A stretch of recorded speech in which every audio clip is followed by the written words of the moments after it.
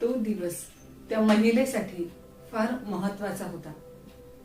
नवरा आजारी पडलाय म्हणून शेजाऱ्यां पाजाऱ्यांकडून उसने पैसे घेऊन ती तालुक्याच्या ठिकाणी आली खरी, पण जेव्हा नवऱ्याला दाखवण्यात आलं तेव्हा डॉक्टरांनी आणखी काही टेस्ट करायला सांगितल्या आणि या टेस्ट साठीचे पैसे आता तिच्याकडे नव्हते. तेव्हाच तिला कळालं की इथे मॅरेथॉन होणार आहे आणि मॅरेथॉन मध्ये जो विजेता ठरेल त्याला 5,000 रुपयांचं बक्षीस मिळणार आहे. झालं. या महिलेनं एकच ध्येय डोक्यात ठरवलं, मला ती मॅरेथॉन धावायची आहे आणि ती 5,000 रुपयांची रक्कम मला घ्यायची आहे. जिंकण्यापेक्षा किंवा पहिलं येण्यापेक्षा तिच्यासाठी महत्वाचं काय होतं ते 5,000 रुपये. बरं, ही महिला यापूर्वी कधी मॅरेथॉन मध्ये धावलेली होती का? अजिबात नाही. तिला फक्त पळण्याची स्पर्धा सांगण्यात आलं म्हणून तिला ते मॅरेथॉन कळालं. तरी तिच्या सोबतचे स्पर्धक जे होते त्यांनी मात्र कोचिंग घेतलेलं होतं या मॅरेथॉन मध्ये पळण्यासाठीच, डाएट मेंटेन केलेलं होतं. जेव्हा स्पर्धा सुरू झाली तेव्हा हे बाकीचे सगळे स्पर्धक ट्रॅकसूट मध्ये आणि किंवा टी शर्ट वगैरे घालून तयार होते आणि ही महिला नऊवारी साडीवर होती. बाकीच्या सगळ्यांच्या पायामध्ये जॉगर शूज होते, भारी भारीचे शूज होते, कम्फर्टेबल, त्यांना पळण्यासाठी फील व्हावं असे सगळे शूज होते आणि हिच्या पायामध्ये फाटकी चप्पल होती. पण तरी सुद्धा या सगळ्यांच्या सोबत धावायचंच हे तिनं ठरवलं. धावायला सुरुवात केल्यानंतर काही क्षणातच तिच्या लक्षात असं आलं की ही तुटलेली चप्पल सुद्धा किंवा ती फाटकी चप्पल सुद्धा आपल्याला अडसर ठरते आहे. या महिलेनं चप्पल सुद्धा फेकून दिली आणि अनवाणी पायानं ही महिला मॅरेथॉन जे धावत सुटली ते पहिला नंबर घेऊनच थांबली. 5,000 रुपयांचं बक्षीस घेऊनच थांबली. मॅरेथॉन होती, बारामती मॅरेथॉन, आणि पहिलं पारितोषिक मिळवणारी ही महिला आता कदाचित तुमच्या लक्षात आलीच असेल, लताबाई कऱ्हे. जेव्हा मॅरेथॉन मध्ये त्या धावल्या तेव्हा त्यांचं वय अबव 60 होतं. म्हणजे जे आपण नेहमी ऐकतो की नाही, age is just a number, खरंच असतं ते. आपण जर बघितलं तर असे अनेक जण आपल्याला दिसतील ज्यांनी उतार वयामध्ये बरंच काही केलेलं आहे किंवा KFCचा बिझनेसच जो सुरू झाला होता तो त्यांच्या उतार वयामध्ये चालू झालेला होता.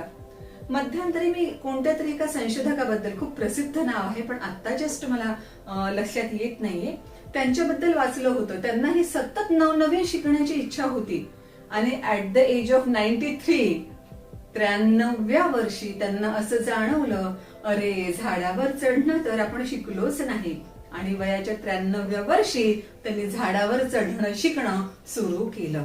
So as is just a number. आपण आपल्या वयाकडे सुद्धा कोणत्या दृष्टिकोनातून पाहतो ही बाब खूप महत्वाची ठरते. म्हणजे विन्स्टन चर्चिल जे म्हणतात ना की दृष्टिकोन ही एक छोटीशी गोष्ट आहे जी फार मोठा बदल घडवून आणते.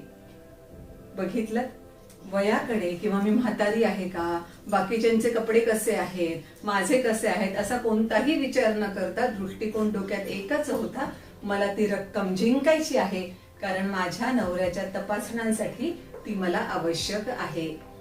तुम्हाला तेही उदाहरण कदाचित माहित असेल ना.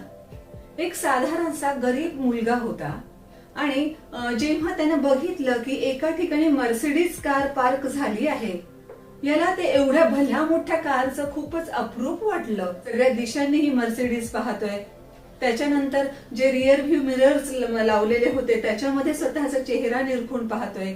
घाबरत घाबरत कोणी मला पाहिल का, कोणी म्हणजे या कारचा मालक मला पाहिल का, ही भीती असताना सुद्धा घाबरत घाबरत त्या कारला टच करून पाहतोय, तिचं फील घेण्याचा प्रयत्न करतोय.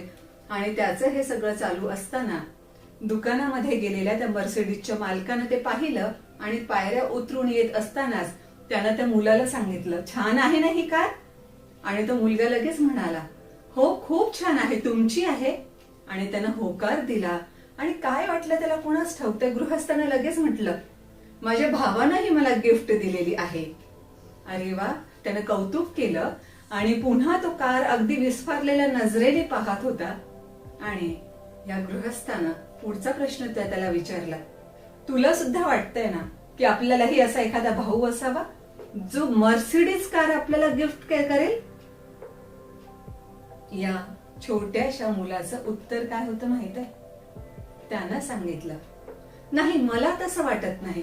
त्या उलट मला असं वाटतंय की मी मोठा झाल्यावर माझ्या धाकट्या भावाला अशीच मोठी कार मी गिफ्ट करावी.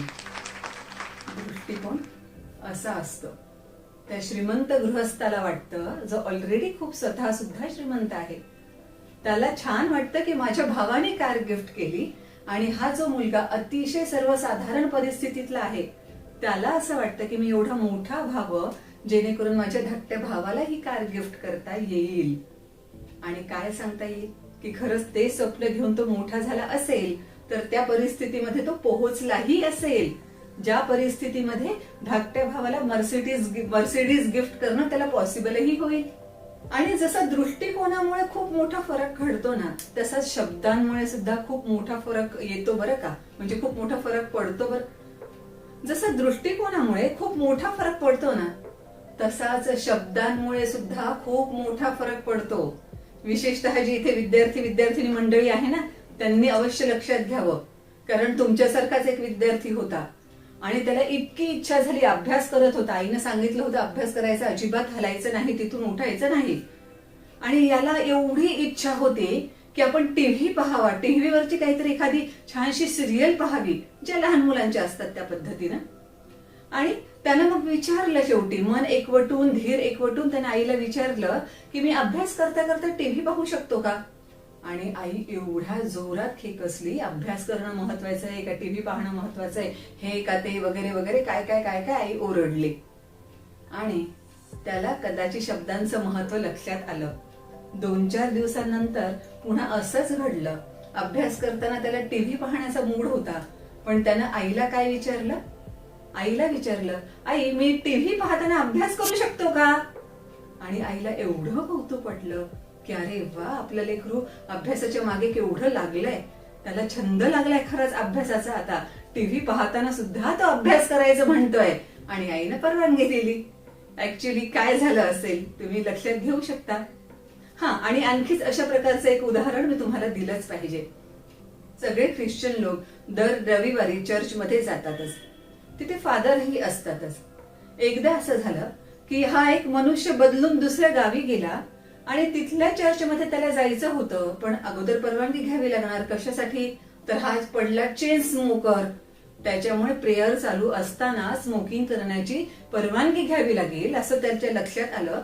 म्हणून तो फादरकडे गेला आणि त्यानं विचारलं की मी प्रेयर करता करता, मी चेन स्मोकर आहे, सिगारेट शिवाय राहू शकत नाही, त्याच्यामुळे प्रेयर करता करता मी स्मोकिंग करू शकतो का? आणि फादरने अशा काही नजरेनं त्याच्याकडे पाहिलं की बापरे, आपण चुकीचा प्रश्न विचारला, अजिबात याला मान्यता मिळणार नाही, हे त्या गृहस्थाच्या लक्षात आलं आणि तो निघून गेला.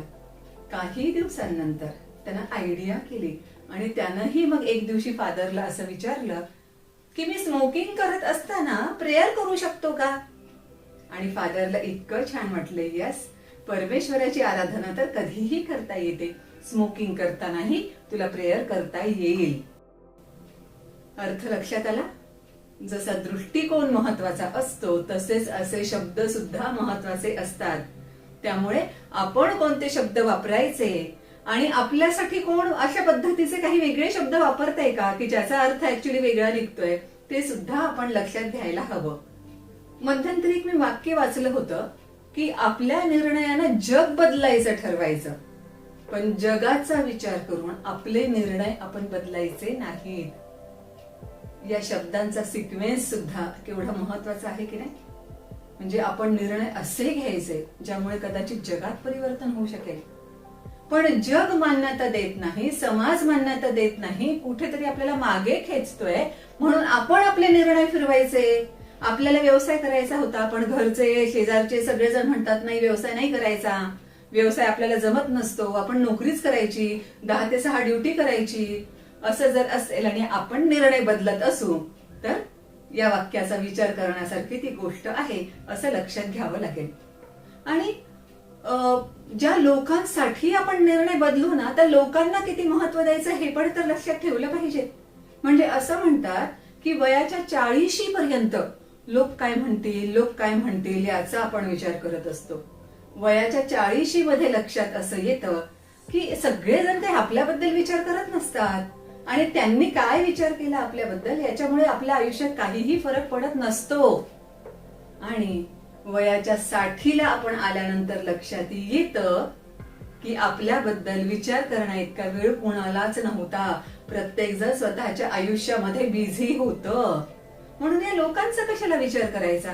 आणि तसंही लोक कसे असतात, म्हणजे आपण वेगळं काही करायला गेलो ना की हे लोक अगोदर मागे खेचतात. तुला जमणार नाही, तुला कळणार नाही, चांगला आपटशील मग तुला कळेल, वगैरे वगैरे वगैरे. आपण अशा वेळेस त्यांच्याकडे अजिबात लक्ष द्यायचं नाही. आपण आपलं पुढे जाणं सुरू ठेवायचं. जेव्हा आपण त्यांचं काहीही न ऐकता आपल्या मार्गावर आपण जो निर्णय घेतला होता त्या निर्णयावरच पुढच्या इम्प्लिमेंटेशन कडे जात राहतो, तेव्हा हे लोक स्तब्ध होतात आणि आवासून पाहतात. आणि जेव्हा त्या गोष्टींचा त्यांच्याकडे पुन्हा दुर्लक्ष करून आपण आणखी पुढे जातो, तेव्हा हेच ते लोक असतात जे टाळ्या वाजवतात आणि त्यांच्या आजूबाजूच्या सगळ्यांना आपला आदर्श घ्यायला सांगतात. बघ तो किंवा ती केवढाच मोठ्या पदावर गेलं की नाही, किंवा केवढी मोठी गोष्ट अचीव केली की नाही, तुम्ही सुद्धा तसं करायला पाहिजे, अशा रीतीनं ते बोलत असतात. म्हणून म्हटलं की सरड्यासारखे रंग बदलणाऱ्या लोकांना खरंच महत्व किती द्यायचं. आपले निर्णय त्यांच्यामुळे बदलायचे का? ते तितके महत्वाचे असतात का ज्यांचा परिणाम आपण आपल्या निर्णयांवर होऊ द्यावा. जे आपले अगदी नियर अँड डिअर्स असतात त्यांच्या मताला महत्व अवश्य द्यायचं आहे. पण लोक काय म्हणतील, समाज काय म्हणेल, शेजारी काय म्हणतील, कुणालाही वेळ नाही. आणि असला जरी त्यांना वेळ तरी सुद्धा आपल्याला ते स्वतःहून मदत करायला येतात का? नाही ना. आपल्याला आपल्या गोष्टी स्वतः सॉल्व्ह कराव्या लागतात. अशा वेळेस त्यांच्याकडे विचार, त्यांच्याबद्दलचा विचार करायचा कशासाठी आहे. म्हणून माझं असंही म्हणणं असतं की आपण आपल्या निर्णयावर अतिशय ठाम राहायचं. गॅलिलिओ सारखं. गॅलिलिओ आपल्याला माहित आहेच की सगळ्यात अगोदर कोपर्निकसनं शोध लावला की सूर्य काही पृथ्वीभोवती फिरत नाही, पृथ्वीच सूर्याभोवती फिरत असते. पण समहाऊ ते वृद्ध झालेले होते आणि त्यांना नॅचरल डेथ अल्पावधीतच आली. त्यानंतर काही वर्षांनंतर, अनेक वर्षांनंतर गॅलिलिओनी सुद्धा तोच सिद्धांत मांडला आणि सांगितलं की पृथ्वी सूर्याभोवती फिरते, सूर्य पृथ्वीभोवती फिरत नाही. आणि तोपर्यंत सगळ्यांची मान्यता अशी होती, सगळ्यांचा समज किंवा विश्वास असा होता की सूर्य पृथ्वीभोवती फिरतो, पृथ्वी फिरत नाही. गॅलिलिओनी मात्र जेव्हा हा सिद्धांत मांडला तेव्हा अजिबातच पटेना. धर्म मार्तंडांना तर बिलकुलच पटेना. त्यांना जेलमध्ये टाकण्यात आलं.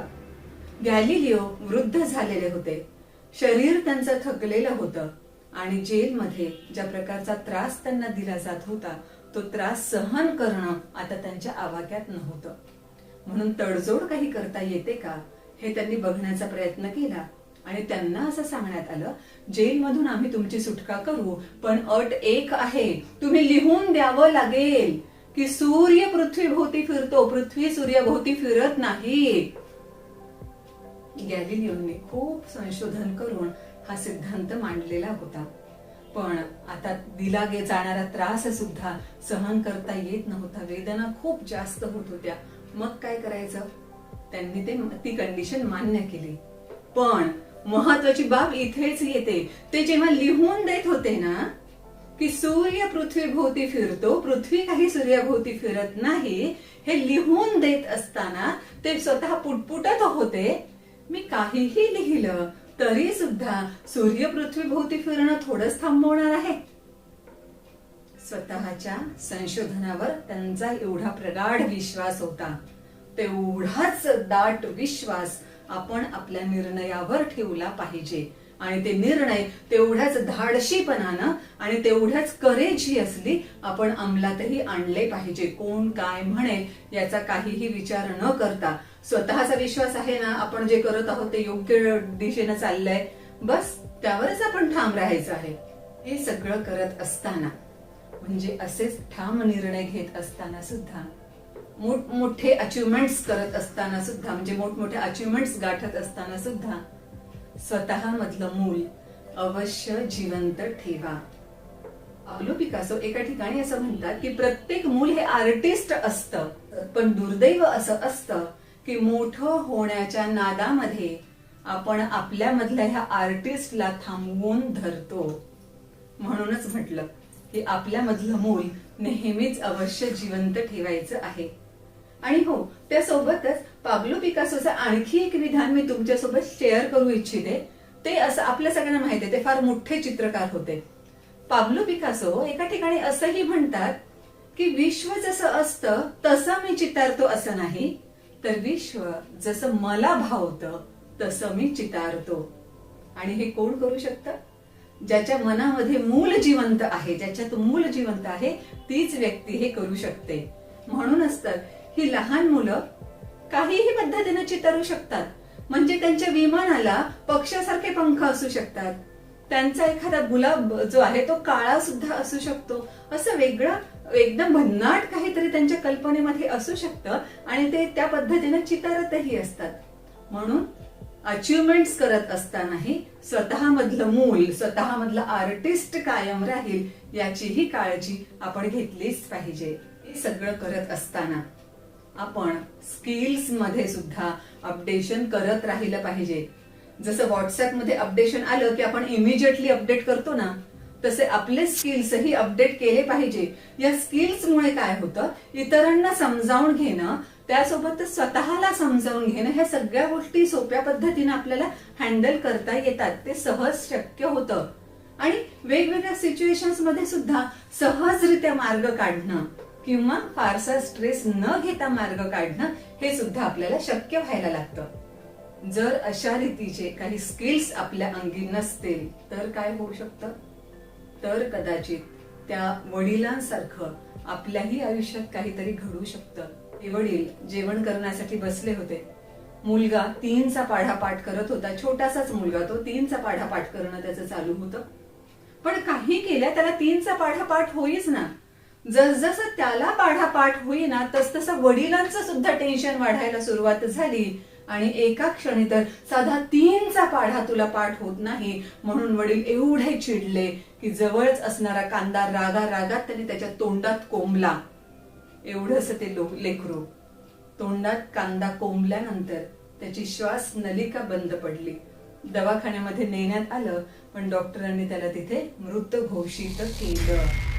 मग प्रश्न असा पडतो, 3चा पाढा एवढा महत्वाचा होता का, की जो आला नाही म्हणून त्या छोट्याशा मुलाला जीव गमवावा लागावा? किंवा वडिलांना सुद्धा त्याला मारून टाकण्याचा उद्देश होता का? अजिबात नाही. पण त्यांना राग व्यक्त करणं व्यवस्थितरित्या जमलं नाही, किंवा आपलं म्हणणं व्यवस्थितरित्या समजावून सांगता आलं नाही, किंवा त्या मुलाला खरंच 3चा पाढा का पाठ होत नाहीये हे समजावून घेता आलं नाही. आणि या सगळ्या गोष्टींचा परिणाम काय झाला? त्या छोट्याशा मुलाला जीव गमवावा लागला आणि वडिलांवर आयुष्यभर पश्चाताप करण्याची वेळ आली. असे सगळे प्रसंग आपल्याला खूप टॅक्टफुली हँडल करता येतात. आणि हो, असेही काही प्रसंग असतात की तिथे ह्या अशा पद्धतीचे टॅक्ट वापरणं खूप महत्वाचं ठरतं. माझ्या संदर्भातलं एक उदाहरण देते. तेव्हा असेच इलेक्शन्स चालू होते. मतदान पथकांना आम्ही रवाना केलं. दुसऱ्या दिवशी मतदान होणार होतं आणि त्याच्या नंतरच्या दिवशी लगेच काउंटिंग होतं. त्यामुळे मतदान पथकं सगळी रवाना केली. त्यांचे रिपोर्ट सगळे घेणं चालू होतं. आपापल्या ठिकाणी ते व्यवस्थितरित्या पोहोचले याचं. त्यासोबतच परवाच्या काउंटिंगची सगळी तयारी चालू होती. सगळ्या ऑर्डर्स बघणं, नजरेखालून बऱ्याच गोष्टी घालणं, हे सगळं चालू होतं. आणि हे करता करता अक्षरशः मध्यरात्र झाली. दुसऱ्या दिवशी लगेच मतदान असल्यामुळे सकाळी 6 वाजता पुन्हा एकदा ऑफिसमध्ये यायचं होतं. कारण झोनल ऑफिसर, क्षेत्रीय अधिकारी, ज्यांना तर सेक्टर ऑफिसर्स म्हटलं जातं, त्यांना सगळ्या बॅग्स हँडओव्हर करायच्या होत्या. मग या परिस्थितीमध्ये झोप थोडीशीच होणार होती, पण तेवढी तरी घेणं गरजेचं होतं. म्हणून मी आमच्या शासकीय निवासस्थानामध्ये गेले आणि जस्ट मी झोपणार तेवढ्यात फोन वाजला. आता अशा मध्यरात्री फोन वाजणं, तेही मतदान आता दुसऱ्या दिवशी सुरू होणार आहे आणि त्या रात्री वाजणं, याचा काय अर्थ असू शकतो आम्हाला माहित आहे. मग अशीच काहीतरी तक्रार असेल की इकडे साड्यांचं वाटप केलं जातंय, तिकडे ह्याचं वाटप केलं जातंय, वगैरे वगैरे, आणि या तक्रारीनंतर आपल्याला आपली यंत्रणा पुन्हा पळवावी लागणार, असा विचार करून मी जस्ट तो फोन रिसिव्ह केला आणि लक्षात असं आलं की माझ्याच मतदान पथकांपैकी हा एक मनुष्य होता आणि तो मला विचारत होता, एवढ्या मध्यरात्री फोन करून तो मला विचारत होता. आणि जस्ट काही शब्दांवरूनच त्यांच्या लक्षात आलं की मुद्दामच त्यांना माझी परीक्षा घ्यायची अशा रीतीनं तो फोन केलेला होता की बघूया आता मॅडम काय उत्तर देतात, तर मॅडमची कशी गंमत आपल्याला करता येईल असा कदाचित त्याचा आविर्भाव असावा. त्याच्या बोलण्यावरून ते जाणवत होतं, टोनवरून ते जाणवत होतं.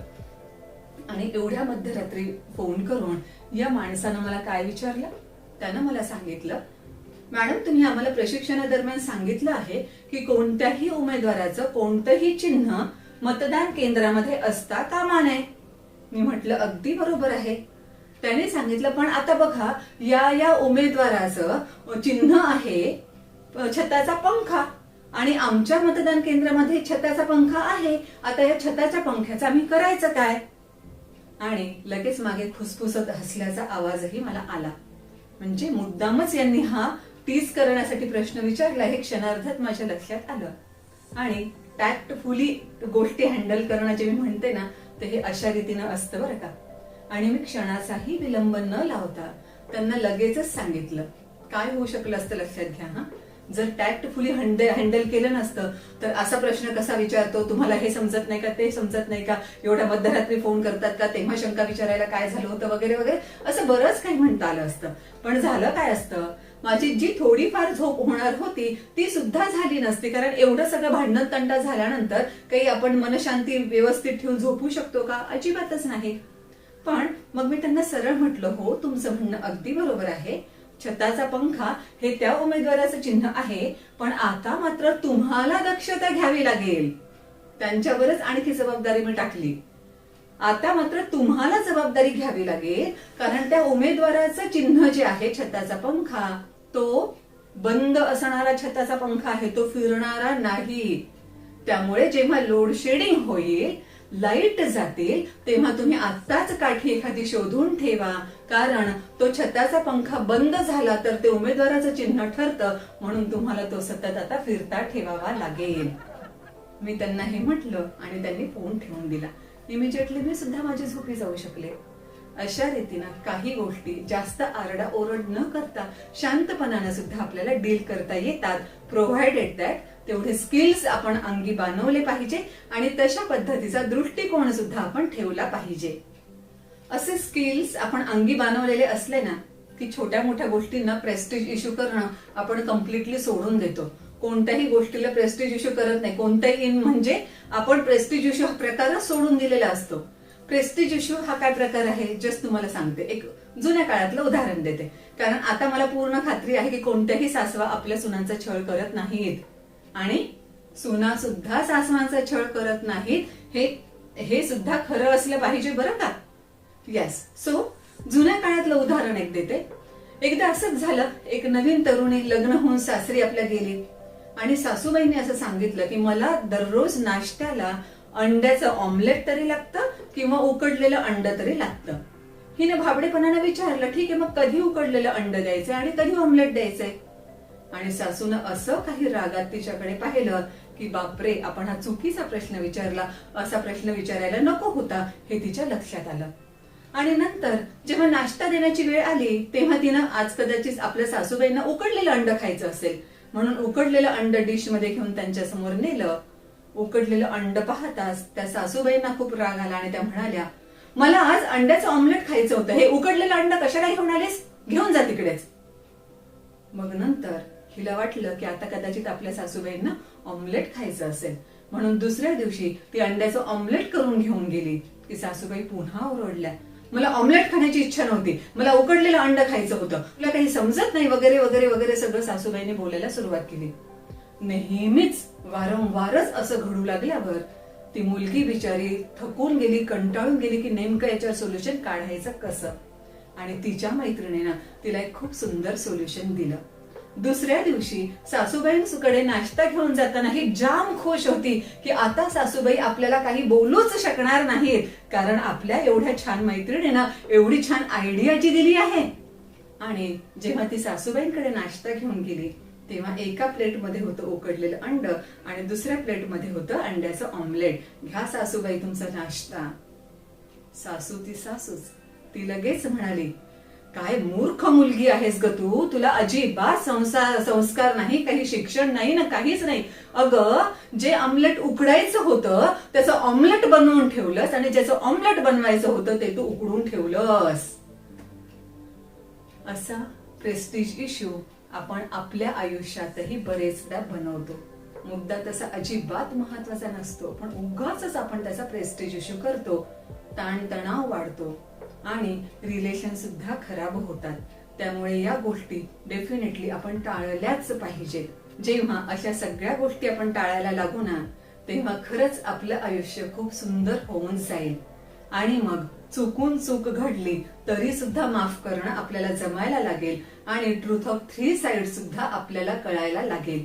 हे ट्रूथ ऑफ 3 साइड्स काय आहे?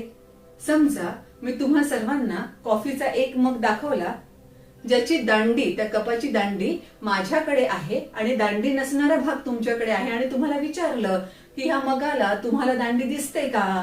तुम्ही सगळेजण काय उत्तर देणार? नाही. आणि मी काय म्हणणार? मला तर इथून दिसते ना दांडी.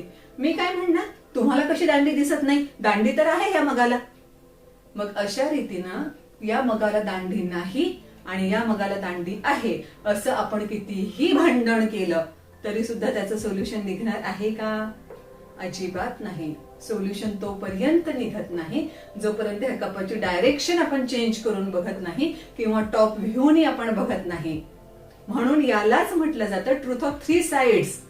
कपाला दांडी आहे हे एक सत्य, कपाला दांडी नाही हे दुसरं सत्य, आणि खरं truth of 3 sides he third side काय आहे की तो मग अशा रीतीचा आहे ज्याला एका बाजूला दांडी आहे आणि दुसरीकडे कुठेही दांडी नाही. आपण आपल्या स्किल्स मध्ये अपडेशन करायला लागल्यानंतर अशा रीतीनं ट्रूथ ऑफ 3 साइड्स सुद्धा आपल्याला समजायला लागतं. आणि last but not the list, चूक मुद्दाम केली आहे का चुकून झाली आहे हे लक्षात घेऊन त्या व्यक्तीशी कसं वागायचं, त्यांना कसं टॅकल करायचं किंवा त्यांच्याशी कसं रिलेशन्स ठेवायचे हे सुद्धा आपल्याला समजायला लागतं. आता त्याच एका मनुष्याचं उदाहरण देते. हा मनुष्य नेहमीप्रमाणे आपल्या पत्नीसोबत चर्चमध्ये गेला. प्रेयर सुरू होण्याच्या अगोदर प्रत्येकच जण काळजी घ्यायचं की आपला मोबाईल एकतर सायलेंटवर ठेवायचा किंवा ऑफ करायचा. नेमकं त्या दिवशी काय झालं माहित नाही, हा नेहमीच त्या 2 पैकी काहीतरी करत असे. त्या दिवशी दोन्हीही करण्याचं तो विसरला आणि प्रेयर धीर गंभीर वातावरणात सुरू असतानाच याच्या मोबाईलची रिंग वाजली. सगळ्या लोकांनी त्याच्याकडे इतक्या विचित्र नजरेनं पाहिलं, बायकोनं सुद्धा इतक्या विचित्र नजरेनं पाहिलं. घाई गर्दीमध्ये त्यानं ताबडतोब तो फोन बंद केला खरा, ऑफ केला खरा, पण त्या सगळ्यांच्या नजरा अक्षरशः त्याला बोचू लागल्या होत्या. आणि घरी जाताना बायकोनं संपूर्ण रस्ता भर त्याचं डोकं खाल्लं की तुम्हाला एवढं साधं समजत नाही का? मी आठवण करून द्यायला पाहिजे का? माझ्या मैत्रिणींसमोर माझी नाक किती आता शर्मेनं का, माझ्या मैत्रिणींसमोर माझी मान आता किती शर्मेनं खाली केली, वगैरे वगैरे वगैरे. हा बिचारा चुकून झालं ग, चुकून झालं ग, एरवी कधी होतं का, सगळं सांगण्याचा प्रयत्न करत होता, पण तिचं पुन्हा बोलणं चालूच होतं.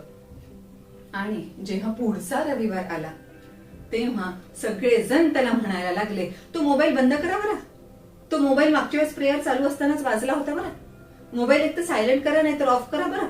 बायको सुद्धा त्याला रस्ताभर सांगत होती, तिथे गेल्यानंतरही सांगत होती, एकतर मोबाईल ऑफ करा, सायलेंटवर करा, नाहीतर सरळ माझ्याकडे देऊन टाका.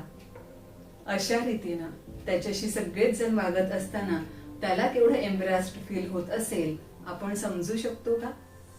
म्हणून चुकून चूक झाली आहे का मुद्दाम करण्यात आली आहे हे तरी लक्षात घेऊन आपण कुणाशी कसं वागायचं हे डेफिनेटली ठरवलं पाहिजे.